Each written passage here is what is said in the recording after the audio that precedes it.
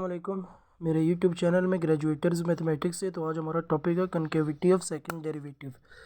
तो जो कनकेविटी होती है वो दो चीज़ें में, एक होती है कनकेव अप, एक होती है कनकेव डाउन। तो कनकेविटी दो होती हैं, एक होती है कनकेव अप और एक होती है कनकेव डाउन। अब कनकेव अप वो होती है जहाँ पर सेकंड डेरिवेटिव हमारा ग्रेटर देन ज़ीरो आ जाए। फिलहाल सिर्फ आप इनको मैं की पॉइंट्स दे रहा हूँ, इनको हम लोग प्रैक्टिकली हम लोग सॉल्व करेंगे। तो फिलहाल आप लोग ये माइंड में रखिएगा, आप अपने नोट्स में ये लिख लें कि जहाँ पर second derivative greater than zero है तो वो कनकेव अप है, और जहाँ पर second derivative less than zero है मतलब नेगेटिव वैल्यूज़, वो कनकेव डाउन होगा। मैं सेकंड डेरिवेटिव की बात करूँ ना कि फर्स्ट के। कनकेव अप की जो डायग्राम होती है ना वो हमेशा अपवर्ड बनेगी, याद रखना। कनकेव अप की डायग्राम अप से निकला तो अपवर्ड जो डायग्राम, कनकेव डाउन मतलब डाउनवर्ड जो डायग्राम। अब आप देख रहे होंगे मैंने एक डायग्राम बनाई, इंटर एक्स वाई इंटरवल बनाई, ये देखें यहाँ पर कनकेव अप हो रही है, ठीक है, क्योंकि ये अपवर्ड डायग्राम जा रही है ना, और ये देखेंगे ये डाउनवर्ड डायग्राम जा रही है।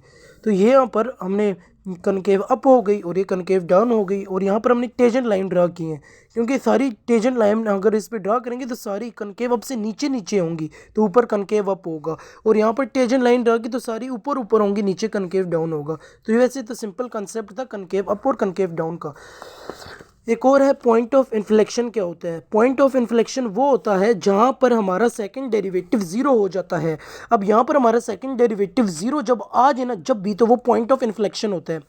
फॉर एग्जांपल मैंने एक बनाई वेव टाइप, और इसकी डायग्राम अभी समझाता हूँ कि पॉइंट ऑफ इन्फ्लेक्शन कैसे होगा। ये डायग्राम यहाँ से यहाँ तक देखो, ये क्या जा रहा है, कनकेव डाउन जा रहा है ना, डाउनवर्ड डायग्राम बन रही है। यहाँ से यहाँ तक देखो कनकेव अप बन रहा है, अपवर्ड डायग्राम बन रहे हैं। तो कनकेव अप, कनकेव डाउन वो होता है जहाँ पर second derivative less than zero, concave up वो होता है जहाँ पे second derivative greater than zero. यहाँ तक बात तो क्लियर हो गई ना। तो दरमियान में कोई एक ऐसा पॉइंट होगा जहाँ पर सेकंड डेरिवेटिव इक्वल आ जाएगा जीरो के।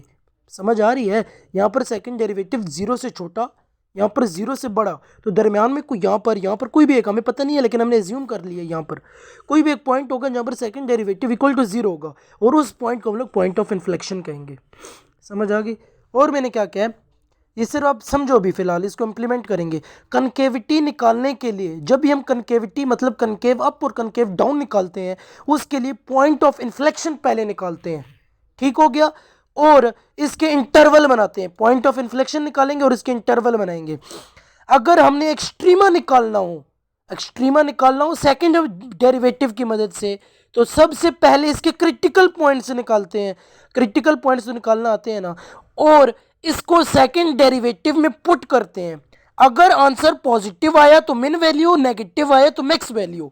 अगर हमने एक्सट्रीमा निकालना हो सेकंड डेरिवेटिव की मदद से, तो सबसे पहले इसके क्रिटिकल पॉइंट निकालो,